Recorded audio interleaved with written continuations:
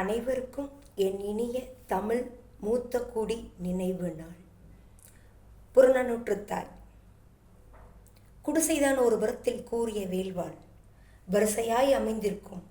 வையத்தை பிடிப்பதற்கும் வெம்பகை முடிப்பதற்கும் வடித்து வைத்த படைக்கலம் போல் மின்னும் மெளிரும்.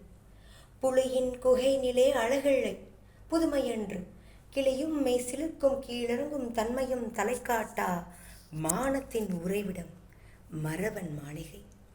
இல்லத்து வாயிலே கிண்ணத்துச் சோற்றோடு வெள்ளத்தை சிறிது கலந்து வயிற்றுக்குள் வழி அனுப்ப பொக்கை வாய்தனை திறந்து பிடியன்னம் எடுத்து போட்டாள் பெருநரை கிளவி ஒருத்தி. ஓடி வந்தான் ஒரு வீரன், ஒரு செய்தி வாட்டி என்றான். ஆடி வந்த சிறுமி போல் பெருமூச்சு வாங்குகின்றாய், ஆண்மகனா நீ தம்பி? மூச்சுக்கு மூச்சு இடைவெளி ஏற்படட்டும், பின் பேச்சுக்கு தொடக்கம் செய் என்றால் அந்த ஹிண்டலுக்கு பெறுவோன கிழட்டு தமிழச்சி. வேடிக்கை நேரம் இதுவல்ல பாட்டி, உன் வாடிக்கை கேலியை விட்டுவிடு, மடிந்தான் உன் மகன் களத்தில் என்றான். மனமுடிந்து நிமிர்ந்தாள் தாய்க்கிழவி ஒருமுறை.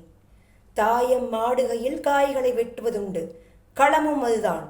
காயம் மார்பிலா முதுகிலா களருவாய் என்றான். முதுகில் என்றான்.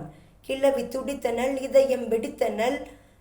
மளவு ஒளித்த திக்கை நோக்கி முடுக்கினால் வேகம். கோழைக்கு பால் கொடுத்தேன்,